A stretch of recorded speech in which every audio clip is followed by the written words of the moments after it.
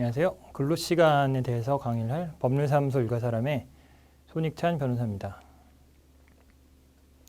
근로시간이라고 하는 거랑 대비가 되는 게 휴게시간이에요. 그래서 뭐든지 뭘 하나를 이해하려고 하면은 비교를 해서 보는 게 쉽습니다. 그래서 구분해서 설명을 드릴게요.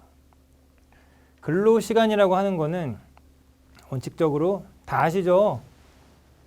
40시간 초과할 수 없다. 일주에. 그리고 하루에 8시간 초과할 수 없다. 이건 다 기본적인 걸로 다 아실 거예요. 그런데 이제 요거는 아마 잘 모르실 겁니다. 사망은 근로시간은 산정을 함에 있어서 작업을 위해서 근로자가 사용자의 지휘감독 아래에 있는 대기시간이라고 하는 거는 근로시간으로 본다. 근로시간으로 본다. 뭐라고 하든지 간에 간주한다. 이제 이 말입니다. 그래서 사업장에서 명칭을 대기시간으로 휴게시간으로 그런 식의 중요한 게 아니고 이거는 성격이에요. 성격. 대기시간이라고 하는 거는 근로기준법상 대기시간은 뭐다? 일을 안 하고 있어도 사용자의 지휘감독 아래에 있으면은 그건 근로시간으로 본다는 겁니다. 뒤에 가서 자세하게 설명을 드릴게요. 그래서 버스 기사가 대기 시간이라고 하는 게 휴게 시간이냐 대기 시간 근로 시간이냐 이런 게 이제 주로 문제가 됩니다. 생산직도 마찬가지예요. 휴게라고 하는 거는요. 4시간인 경우에는 30분 이상, 8시간인 경우에는 1시간 이상을 줘야 돼요. 언제? 근로시간 도중에 줘야 됩니다. 그래서 무슨 자문을 받았었냐면은 출근 시간 9시예요.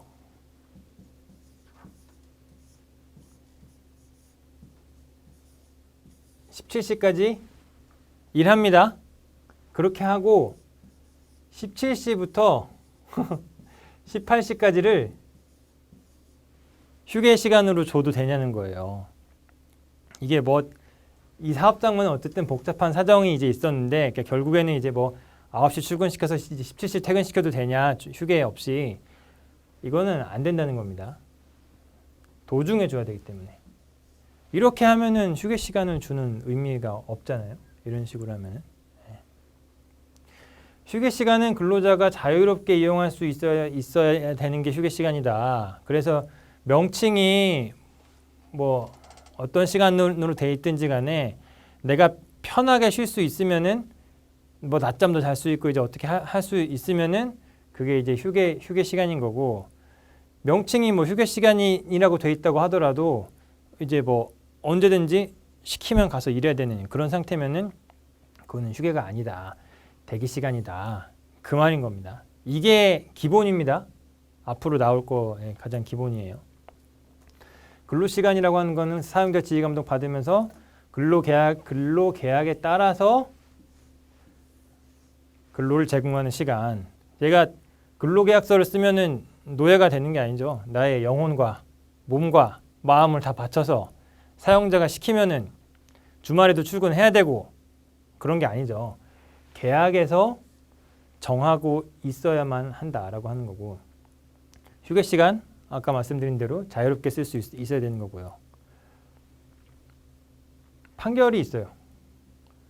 작업시간 도중에 실제로 작업에 종사하지 않은 대기시간이나 휴식 수면 시간이라고 명칭을 그런 식으로 붙이고 있다고 하더라도 자유로운 이용이 보장된 것이 아니고 실질적으로 지휘감독을 받고 있는 시간이라면은 근로시간으로 봐야 된다라고 하는 게 대법원 판례가 있습니다.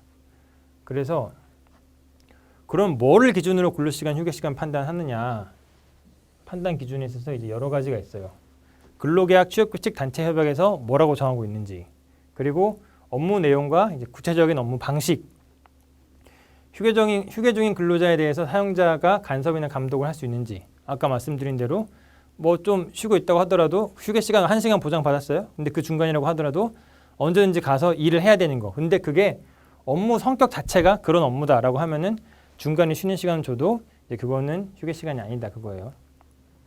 장소를 별도로 이제 구비를 해놨는지 이제 그 밖에 이제 아까 말씀드린 그런 사정들을 봤을 때 휴게 시간이 근로 시간이냐를 구분을 하겠다라고 하는 겁니다. 그래서 뭐 우리 뭐 경비 노동자 아니면 이제 뭐 운수업 종사하시는 분들 이런 분들 같은 경우는 이제 중간에 운전하지 않는 아니면은 경비 그 순찰 돌지 않는 시간을 어떻게 볼 거냐 이제 그게 문제가 된다는 거예요.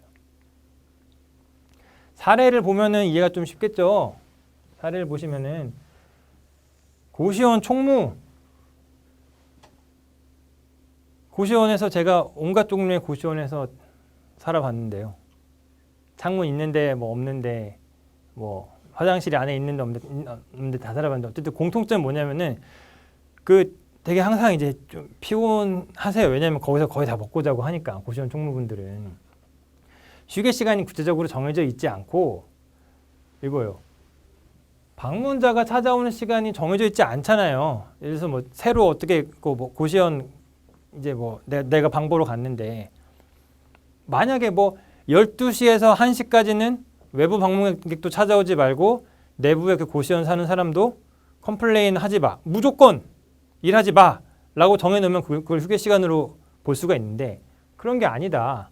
그런 게 아니라면 정해져 있지도 않고 시간 제약 없이 와가지고 뭐 이제 뭐 그 건물주가 와서 뭐 305호 뭐 문 수리 하세요. 그러면 가서 또 뭐 고쳐야 되고 그런 식인 거면은 설령 그 전체 시간 동안 특별한 업무 없이 휴식이나 공부를 할 수 있었다고 하더라도 이거는 휴게 시간이 아니고 근로 시간으로 보는 게 타당하다.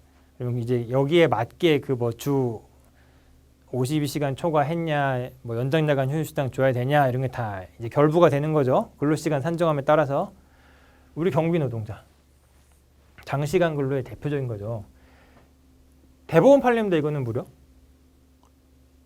야간 휴게 시간 동안에 의자에 앉아가지고 가면 상태라는 것 자체가 수면이 아니죠.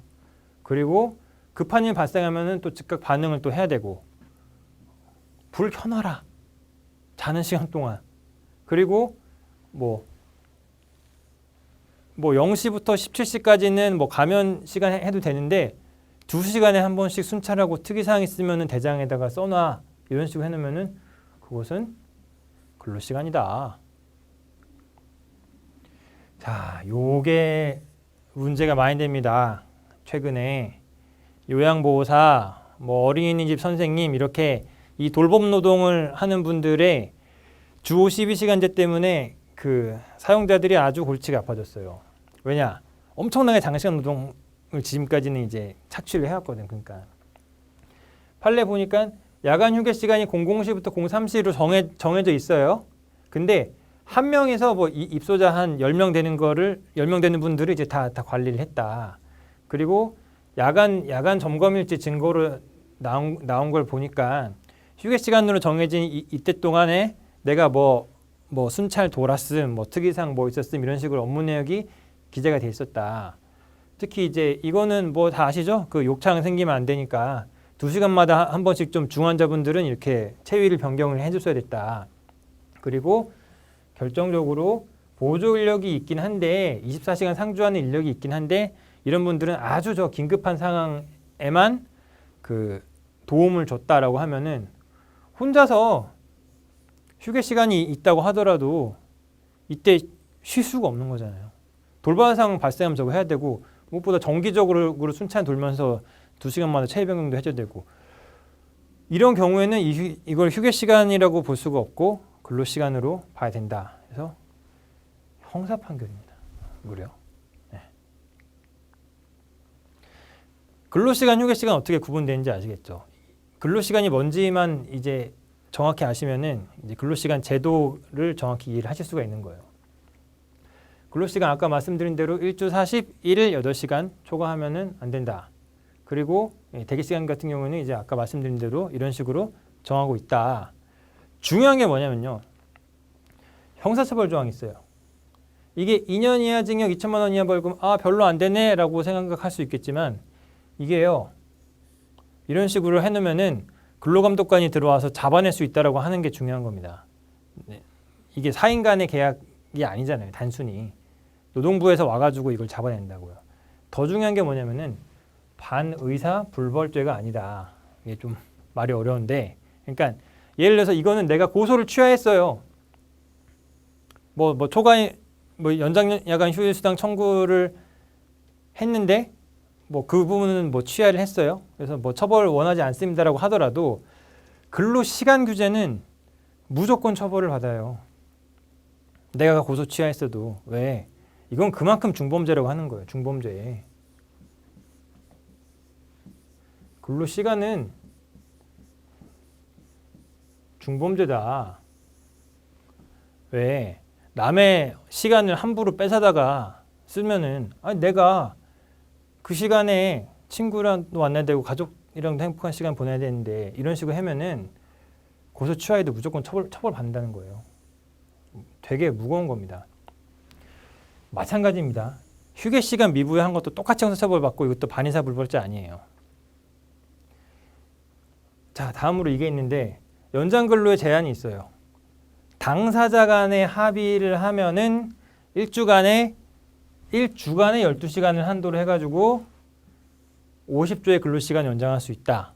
여기서 이제 유의하셔야 되는 게 1일 근로시간은 제약이 없습니다.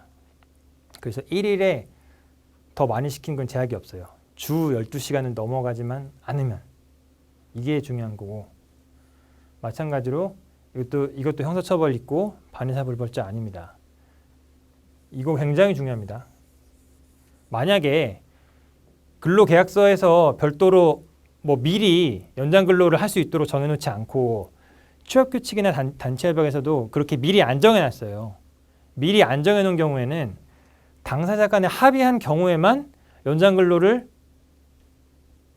지시할 수가 있는 거예요. 연장 근로를 지시할 수 있다라고 하는 거는 뭐냐면은 그 지시를 했으면은 지시 불이행에 따라서 정당한 징계가 되겠죠. 근데 근로계약도 취업규칙도 단체협약도 어디에서도 연장 근로에 대해서 미리 할 수 있다라고 하는 게 정해져 있지 않으면은 당사자가 합의하지 않으면은 연장 근로를 시킬 수가 없어요. 굉장히 중요한 건데 사실 간과되는 건데 물론 이제 만약에 변호사나 노무사한테 그럼 이제 실제로 그렇게 물어보시는 분이 있어요. 저한테. 이렇게 돼 있고 그 사업장은 뭐 어디에도 안 정해놨거든요. 연장 근로 가능하다고 하는 걸. 그럼 난 거부해도 되지 않냐 말했죠. 거부해도 된다. 거부해도 되는데 이제 그 거부하면 이제 징계 정당성은 이제 뒤로 밀어놓더라도 이제 뭐 직장 내 괴롭힘이나 이제 이런 게 이제 있을 수가 있다. 그거는 감안하셔라라고 했는데 어쨌든 근로기준법에서는 합의하지 않으면 연장 근로 불가능하다고 정하고 있어요. 그게 중요한 겁니다. 소정 근로 시간이라고 하는 게 있습니다. 법정 근로 시간이랑 다르게 소정 근로 시간이라고 하는 거는 소정이라고 하는 거는 그 좀 제가 알고 있기로 이제 일본 용어인데 그 여러분 뭐 어떤 교육 과정이나 뭐 이런 거 뭐 졸업증 같은 거 보시면은 뭐 귀하는 뭐 소정의 교육 과정을 뭐 다 마쳤기에 뭐 이 졸업장을 뭐 아니면 이수증을 드립니다. 소정 미리 정해놓은이라는 거예요. 근로 시간에 있어서 미리 정해놓는 건 뭐냐면은 양 당사자 사이에 미리 정해놓는 거. 양 당사자 사이에 정해놓은 시간인데 근로 시간 법정 근로 시간의 범위 내에서 정해놓은 걸 소정 근로 시간이라고 하는 거고. 그래서 대부분의 뭐 우리나라 사업장들은 40시간이 소정 근로 시간이죠. 근데 뭐 하지만 35시간은 소정 근로 시간으로 정해놓을 수도 있어요. 당사자 간의 합의에 따라서 우리는 7호 35만 하겠다라고 정해놓을 수도 있어요. 그러면은 그게 소정 근로 시간이 이제 되는 겁니다. 이제 소정 근로의 대가라고 하는 거는 이제 통상임금 이제 할 때 이게 쓰이는 개념인 겁니다. 그 자세한 거는 이제 임금 파트를 봐주시면은 될 것 같아요. 네. 여러분들이 이제 궁금해하시는 하지만 대략적으로 다 알고 계시죠? 연장 야간 휴일 수당 어떻게 지급되는지. 근데 한 가지만 강조드리고 싶은 거는 여기서 수당이라고 하는 거는 제 노동의 대가인 거는 이제 맞아요. 노동의 대가인 건 맞는데 법정 근로 시간의 근로 시간을 억제하는 게 기본적인 목적이에요. 법정 근로 시간 외에는 주 40시간 내에는 웬만하면 시키지 마라라고 하는 거예요. 그래서 이게 임금 파트가 아니고 근로 시간 파트에서 이거를 정하고 있습니다. 연장 야간 휴일 수당을. 연장 같은 경우는 그래서 흔히 잘 아시는 대로 0.5 가산되고요. 휴일은 이제 여기서 정한 대로 8시간 이내 근로면은 통상임금의 0.5. 휴일에 8시간을 초과한 경우에는 이제 2배가 가산이 되는 거고, 야간은 이거는 의외로 많은 분들이 모르시더라고요. 야간도 0.5가 가산되는데 야간은 무조건 중복 가산이 돼요. 야간 근로가 이제 뭐냐면은 22시부터 06시까지는 연장 휴일이랑 상관없이 무조건 중복 가산이 돼요. 이거는 좀 많은 분들이 모르셔가지고, 연장 야간 휴일 수당 안 주는 거는 형사처벌 대상인 건 맞는데 이거는 반의사 불벌죄입니다. 그러니까 대부분 돈 받고 나서 이제 처벌 불허 의사서를 이제 하나 써달라고 하면 이제 그거를 써줘요. 그러면 형사처벌이 안 됩니다. 근데 괘씸할 수가 있잖아요. 사용자가 안 줬는데 돈은 받았고 싫어, 나 처벌 불허 의사서 안 써줄래 라고 하는데, 이거 되게 조심하셔야 되는 게요. 실무상 내가 처벌 의사를 명확하게 표시를 했어요. 그리고 처벌 불허 의사서도 내가 제출 안 했어요. 근데 체불임금 받고 나면은 그냥 무단으로 종결시키는 경우가 가끔 있어요. 꽤 있어요. 뭐 근로감독관 분들을 전반적으로 다 그렇다 그런 말을 하려고 하는 게 아닌데, 이런 황당한 경우도 있어요. 뭐 돈 받았으면은 종결을 취하하실 거죠라고 했는데 구두로 표시를 해도 그거는 이제 유효한 처벌 불허 인사가 될 수 있는데, 나 처벌 받게 할 겁니다라고 해도 나중에 보니까 취하된 경우도 있어요. 그래서 이거는 조심해야 돼요. 반드시 처벌시키고 싶으시면은 서면으로 내세요. 나 돈 받아도 처벌시킬 거라고. 계산사를 한번 볼까요? 뭐 이런 사업장이 있습니다. 예를 들어서 월요일에 9시간, 화요일에 8시간, 수요일 8, 목요일 8, 금요일 8, 토요일 3시간, 일요일 이제 9시간을 이제 했어요. 이런 경우 이제 수당 계산이 이제 어떻게 되냐. 월요일 1시간은 일일 8시간에 대한 연장 근로입니다. 토요일 3시간은요. 일주 40시간을 넘어간 거에 대한 연장이에요. 이게 이제 만약에 이제 이거는 이제 뭐냐면요. 이걸 먼저 말씀드리겠다. 별도로 규정이 없는 한 토요일을 휴일로 보기는 어려워요. 실무상은 그렇게 보고 있어요. 우리가 그 주휴일이라고 하잖아요. 주휴일. 사실 주휴일도 원래 주휴일을 어떤 요일로 해라라고 원래 정하게끔 돼 있어요. 근데 대부분 사업장이 주휴일을 이제 일요일을 정해놔요. 그러면은 이제 주휴일도 아니고 소정근로일도 아닌 토요일을 뭘로 보냐라고 했을 때 뭐 논란은 많이 있는데, 어쨌든 우리 실무상 이거를 휴일로 보지는 않는다. 근데 대신 휴일로 보지 않는다고 휴일 수당, 가산 수당 못 받는 그런 게 아니고 연장 수당은 어쨌든 주 40시간에서 받는다. 일요일 휴일 수당 이제 0.5 가산 받는 거죠. 그리고 일요일 9시간이니까 1시간 넘어간 거는 가산 수당으로 이제 가산, 이제 중복 가산이 이제 되는 겁니다. 두 번째 사례 보시면은 월, 화, 수, 목, 금, 토 7시간씩 일을 하고 일요일 날 이제 9시간 일을 해요. 그럼 이제 이런 경우에는 이렇게 해서 5, 7에 35죠. 5, 7에 35죠. 그리고 토요일, 휴일로 안정했으면은 토요일 중에서 2시간만 일주 40시간에 대한 연장 근로 수당이 나오는 겁니다. 토요일 7시간 전체가 뭐 연장이나 휴일 수당 이런 식으로 되는 게 아니에요. 마찬가지로 일요일 8시간 휴일 수당 되고 일요일 1시간은 이제 휴일 연장이 됩니다. 이거랑 별도로 아까 뭐라고 했죠? 야간 근로는 이 사이에 만약에 22시에서 06시 사이에 된 게 있으면 무조건 중복 가산이 된다 그랬죠. 그리고 주 52시간 위반되더라도 수당은 받을 수가 있어요. 그러니까 가끔씩 좀 되게 촌스러운 변명인데, 주 52시간 위반됐으니까 그거는 불법적인 으로 내가 일시킨 거니까 그거에 대해서 수당도 주면 안 된다. 씨알도 안 먹히는 변명이죠. 근데 가끔씩 그런 변명 또 실제로 또 그 궁금해하시는 분도 계시고 이제 그런 거니까. 그러니까 뭐 아마 요 사례 2 같은 경우에는 76에 42에 이것도 어쨌든 이제 52시간은 지금 안 넘는데 만약에 52시간 이제 넘는다고 하더라도 돈은 받을 수 있다, 수당은 받을 수 있다라고 하는 겁니다. 근로시간 제도의 예외에 관해 살펴보겠습니다. 뭐 굉장히 많이 있죠. 뭐 그 올미만 사업장 뭐 그런 거는 이제 다 안 되는 거니까 생략하고 그거 외에도 예외 제도가 굉장히 많아요. 특례가 있습니다. 특례 업종이 있습니다. 예전에는 20개가 넘었는데 이제 특례 업종이 지금 보시는 바와 같이 5개로 줄었어요. 특례 업종은 뭐냐면요. 어떤 산업의 그 산업 분류 내용에 따라서 근로자 대표와 서면으로 합의한 경우에는 주 12시간을 초과해서 연장 근로를 하게 하거나 휴게 시간을 줄일 수 있습니다. 무섭죠. 근로자 대표 여러분 누군지 모르시잖아요. 근로자 대표 사업장에서 어떻게 뽑히는지 뭐 민주노조 뭐 강한 사업장 아니면은 그래서 대부분 사업장에서는 그냥 근로자 대표 뭐 아무나 세워놓은 다음에 서면 합의하면은 그냥 그걸로 땡인 거예요. 땡.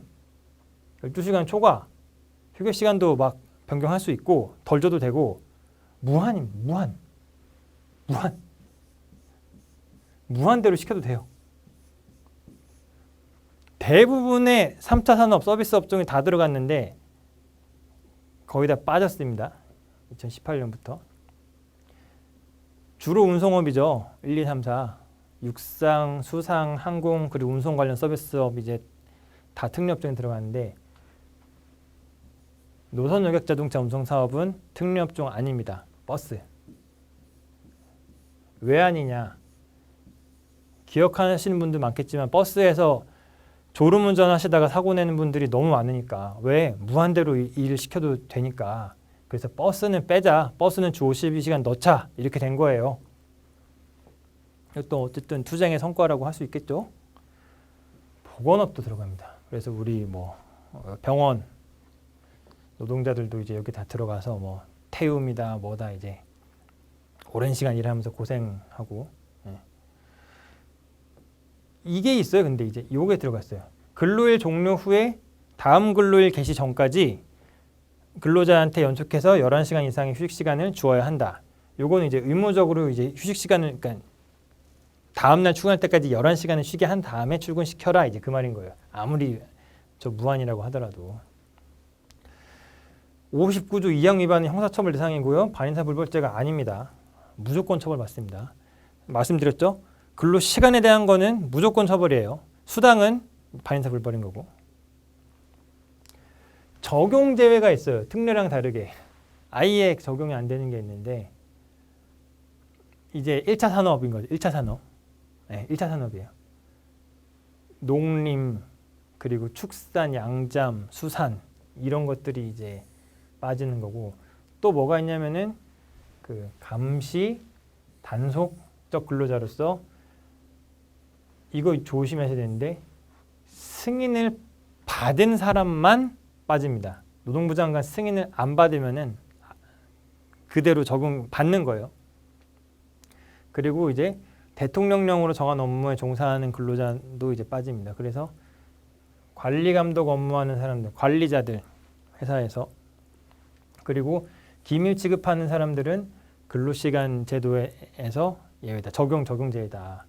그래서 감시단속 근로자 같은 경우에는 그 승인 기준이 별도로 있어요. 근로감독관 직무 규정에 보시면 이제 승인 규정이 별도로 있으니까 그거는 참고를 해주시면 될 것 같고 많은 분들이 이제 물어보시는 게 말이 너무 어렵다. 감시 단속이 뭐냐? 이제 이 직무 규정 보시면 자세하게 나와 있는데 감시라고 하는 거는 이제 일상 용어랑 이제 비슷해요. 이제 경비 노동자나 어떤 뭐 경계하는 분들 생각하시면 될 것 같아요. 그러니까 사실 뭐 이것도 꼭 빠질 건 아닌데, 그러니까 그냥 대략적으로 이렇게 감시하고 이제 경비원 업무하신 것처럼 이제 그런 식으로 되는 거는 이제 감시 근로자다. 단속이 좀 어려운데 무슨 감시하고 뭐 적발하고 이제 그런 게 아니고 일을 이제 했다가 안 했다가 했다가 안 했다가 하는 겁니다. 업무 성격상 어떤 뭐 대기하고 있다가 하는 뭐 정비 업무라든지 뭐 이제 이런 거 이제 단속적 근로라고 해가지고 이제 빠지는 거예요. 그러니까 일을 했다가 충분히 쉬었고 별도의 휴게 장소 있어야 되고 그런 게 이제 여기 다 보시면 요건이 있어요. 감시도 마찬가지. 휴게 장소 다 별도로 이제 줘야 돼요. 그리고 이 두 가지의 특징이 뭐냐면은 예를 들어서 24시간 근로를 하라고 이제 뭐 근로계약서에 써 있어요. 그런데 실제로 노무를 제공하는 시간이 이제 휴게 시간보다 짧은 경우, 이제 그런 경우에만 이제 노동부 장관이 승인을 내주게 되어 있습니다. 30인 미만 사업장 또 특례가 예외가 또 있어요. 이거는 이건 어떤 거냐면은 오히려 5인 미만도 문제인데 상시 30명 미만 근로자를 사용하는 사용자는 이것도 또 근로자 대표랑 또 서면 합의를 하면은 연장된 근로시간에 더해서 일주간에 8시간 초과하지 않은 범위에서 이제 연장할 수가 있다. 그러니까 52시간 플러스 8을 더 할 수 있다라고 하는 거예요. 근데 이제 제1항 또는 2항에 따라서 연장된 근로시간을 초과할 필요가 있는 사유랑 이제 기간이 이제 들어가 있어야 되고 대상 근로자의 범위도 정해놔야 되는 거고. 이건 이제 그 30인 미만 사업장들은 지금 주 52시간 적용을 안 받고 있거든요. 아직. 그래서 지금 이때부터 해서 지금 2022년 12월 31일까지는 이 제도의 적용을 받도록 돼 있습니다. 이게 지금 날짜가 지금 미래형으로 돼 있는 게 아직 주 52시간 적용을 안 받고 있어서 그래요. 지금 현재. 그래서 이 시간 관련된 것도 이제 역시 형사처벌 대상이고 반사부벌죄가 아니다. 그러니까 30인 미만이라고 하더라도 뭐 근로자 대표랑 서면 합의 없이 60시간 시켰다. 그러면 그거는 이제 안 된다라고 하는 겁니다. 자, 참 예외가 많죠. 또 있습니다. 예외가. 특별인가가 있어요. 특별인가는 뭐냐? 인가라고 하는 거는 노동부 장관이 인가를 이렇게 내주면은 그때는 이제 또 인가를 또 받고 노동부 장관의 인가를 받고 이제 개별 노동자의 동의를 받아서 제1항과 2항의 근로시간을 이제 연장할 수가 있다. 그러니까 주 41일 8을 연장할 수 있다는 건데 근로자 동의야 당연히 노조가 센 데가 아니면은 해줄 수밖에 없겠죠. 회사 계속 다닐 거면은. 결국엔 노동부 장관이 어떤 경우에 인가를 내주느냐 요게 중요한 겁니다. 그리고 다만 사태가 급박해가지고 인가를 미리 받을 수 없는 경우에는 사후에 지체 없이 승인을 받아도 된다라고 해서 더 범위를 넓혀놨어요. 대신에 이제 그런 경우에 이제 특별인가가 된 경우에는 이제 이게 이제 부적당하다고 이제 인정이 되는 경우에는 그 연장 시간에 상당하는 휴게 시간이나 휴일을 줄 것을 명할 수가 있습니다. 그리고 이 명령에도 불구하고 휴게 시간이나 휴일을 주지 않으면은 이것도 형사처벌 대상이고 반사부벌죄가 아닙니다. 그래서 이제 어떤 경우에 인가를 내줄 수 있냐 그거를 이제 보셔야 되는데 시행규칙에서 정하고 있어요. 재난수습 또는 예방 필요한 경우 뭐 이 정도는 뭐 인정할 수 있겠죠. 인명보호나 안전확보, 시설 설비 장애 고장 뭐 그런 다 치더라도 이게 중요한 거죠. 통상적인 경우에 비해서 업무량이 대폭 증가해가지고 단기간에 처리하지 않으면은 사업에 중대한 지장이 초래되거나 손해가 발생하는 경우 이런 경우도 결국엔 특별인가 사유로 이제 들어왔어요. 이건 어떻게 보면 경영자가 경영 판단을 잘못해가지고 이런 게 발생할 수 있는 건데 이렇게 정해놓고 특별인가를 노동부 장관이 오케이 해서 내줘버리면은 주 40시간 그리고 52시간 이런 게 아무 의미가 없어지는 겁니다. 그리고 또 뭐가 들었냐면 이거는 이제 작년 그 특별법상의 소재 부품의 연구 개발하는 경우로 고용노동부 장관이 필요하다고 인정한 경우에 그 뭐 이게 한창 그 대일 무역 갈등이 있었을 때 이제 그때 결국엔 이게 다 들어온 거예요. 중요한 게 뭐냐면은 시행규칙이거든요. 시행규칙으로 특별인가 사유를 정하고 있는 거예요. 그러니까 이거는 정부가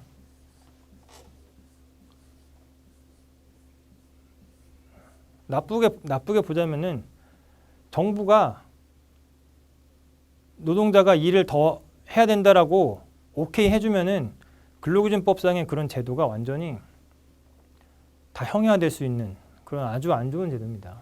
결국에는 그거를 결국에는 이번 정부 때 그 내용이 들어왔어요. 그래서 되게 많은 비판을 받은 거예요. 이런 업무량이 대폭 증가한 경우에도 그냥 뭐 특별인가를 내주게 되면은 주 40시간 근로제를 도대체 왜 정했냐 그 말인 거죠.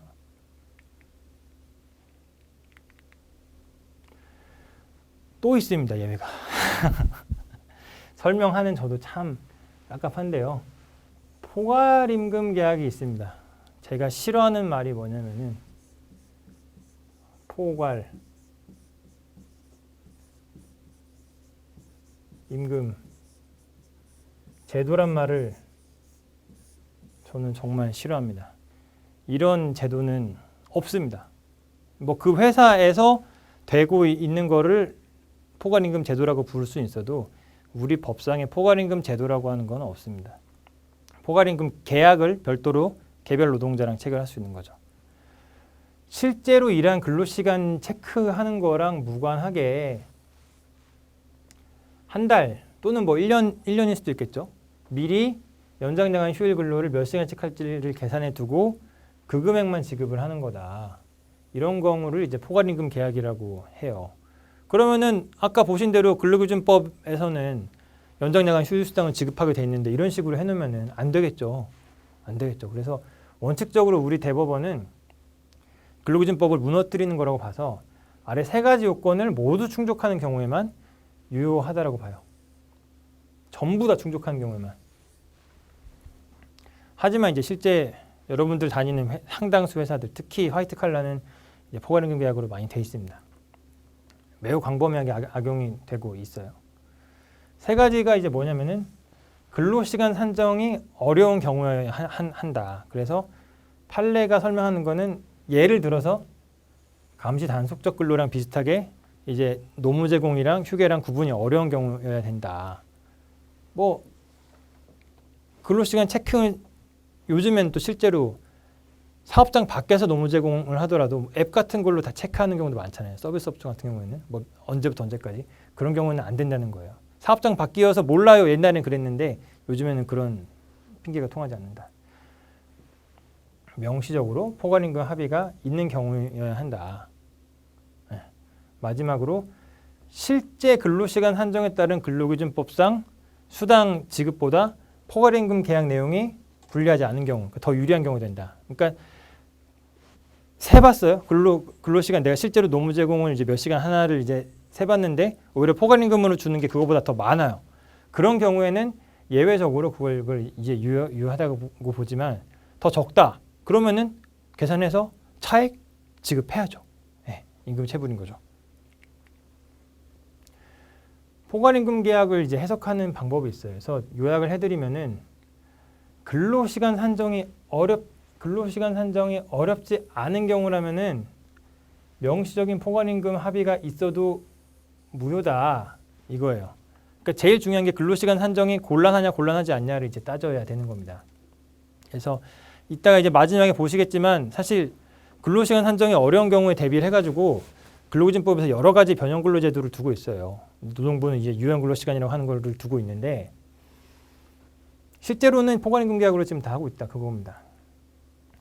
하지만 아까 말씀드린 대로 실무에서는 광범위하게 악용되고 있고 개별적으로 권리구제 절차를 밟지 않는 이상 거의 시정이 이제 안 되고 있는 게 이제 현실이고요.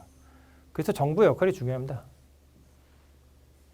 포괄임금 계약이 과연 유효하냐 유효하지 않냐를 따지는 게 중요한데 그래서 그 사업장 지도 지침이라고 하는 거를 이제 대통령 바뀌고 나서 만들겠다라고 하고 17년 10월에 이제 임시안이 이제 툭 나왔어요. 그 다음에 아직까지도 지도 지침이 정식으로 딱 내려와서 일선 근로감독관들이 이거에 따라서 근로감독 행정하고 그렇게 안 되고 있습니다.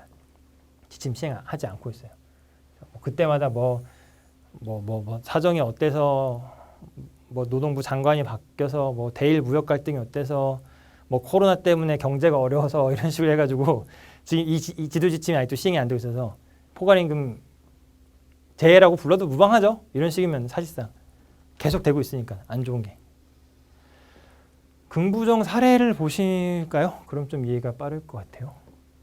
서울대학교 수위 이제 97년도 판결인데 이제 포괄임금제 이제 협의라고 하는 게 이제 없다. 그리고 뭐 아파트 경비 노동자 사례도 있습니다. 그리고 뭐 사회복지법인 뭐 생활지도원 사례도 있고. 버스 노동자들이 사실 포괄임금제로 이제 많이 했는데 이제 더 이상은 어려울 거예요. 이제 뭐 타코메터 예전에도 사실 다 산정을 이제 쉽게 할 수가 있었고 요즘엔 또 이제 앱도 있기 때문에 이게 뭐 근로시간 산정이 어렵고 그렇게 하기는 더 이상 어려울 겁니다. 병원, 식당, 조리원, 청소원, 산후조리사, 간호사 이런 분들도 다 포괄임금 계약 했었는데 그거 다 아니다, 무효다라고 판결이 다 났고요. 요양보호사 아까 말씀드린 대로 이분들도 이제 뭐 그러겠죠. 뭐 근로시간이나 휴게시간이랑 뭐 구별이 뭐 어렵다. 뭐 그렇기 때문에 그냥 퉁치자 포괄임금으로 하자라고 했지만 이것도 이제 유효한 포괄임금 계약이 아니다라고 했고 건설 일용 근로자는 사실 정말 더 이해가 안 되는데 이분들이야말로 사실 뭐 휴게시간 근로시간 구분이 전혀 어려운 게 아닌데 포괄임금 계약으로 줬어요. 그러니까 이것만 놓고 보더라도 얼마나 포괄임금 계약이 광범위하게 악용이 되고 있는가 그거를 이제 알 수가 있는 겁니다. 자, 마지막으로 또 근로시간제도 예외로 이제 변형 근로시간제도가 있습니다. 변형 근로시간제도는요 굉장히 많이 있어요. 근데 탄력적 근로시간제 그 많이 이 얘기 나왔었죠. 그 탄근제라고 뭐 이런 게 있고.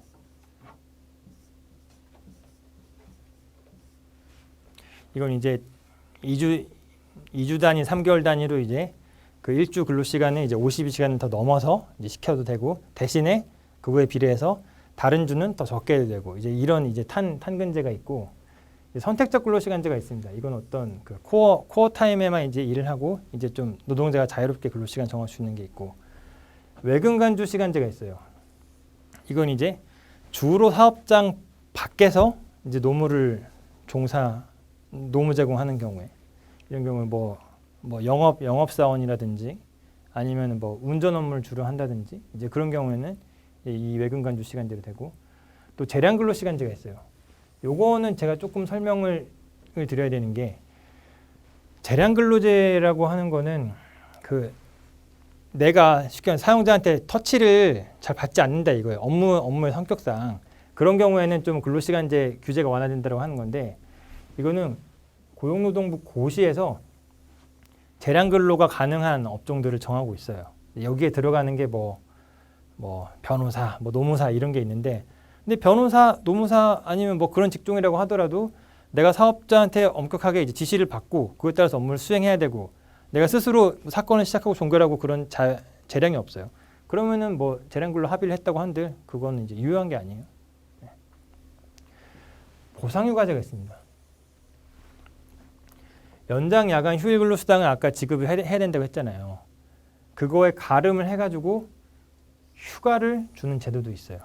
그래서 이거는 이제 그 전까지는 그 주 52시간으로 이렇게 확대되기 전까지는 그 아무도 그 공부하지도 않고 연구하지도 않았던 겁니다. 왜냐면은 이제 그 예전에는 이제 주 68시간이 이제 최대였으니까 웬만하면 다 68시간 안에 들어오거든요.